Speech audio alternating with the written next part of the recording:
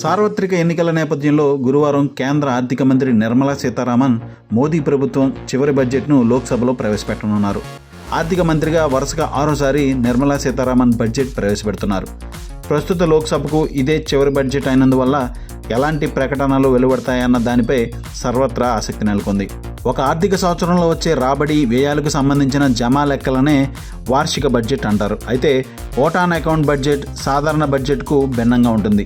ఈ ఏడాది లోక్సభ ఎన్నికలు జరగనున్న నేపథ్యంలో ప్రస్తుత ప్రభుత్వం పూర్తిస్థాయి బడ్జెట్ సమర్పించదు. సాధారణంగా ఎన్నికలు ఏడాదిలో 2 సార్లు బడ్జెట్ ప్రవేశపెడతారు. ఎన్నికల ముందు తాత్కాలిక బడ్జెట్, ఫలితాలు వచ్చిన తర్వాత ఏర్పడే కొత్త ప్రభుత్వం పూర్తి స్థాయి బడ్జెట్ను ప్రవేశపెడుతుంది. సాధారణ బడ్జెట్లో మాదిరిగా మధ్యంతర బడ్జెట్లో అన్ని అంశాలు ఉండవు. రాబడి, వ్యయం మాత్రమే ఉంటాయి. కొత్త హామీలు దాదాపుగా ఉండవు. మధ్యంతర బడ్జెట్లో ప్రభుత్వం కేవలం కొన్ని నెలల జమా ఖర్చులను మాత్రమే చూపుతుంది. ఈ మధ్యంతర బడ్జెట్నే ఓట్ ఆన్ అకౌంట్ బడ్జెట్ అని కూడా అంటారు. దీనికి పార్లమెంట్ అనుమతి తప్పనిసరి.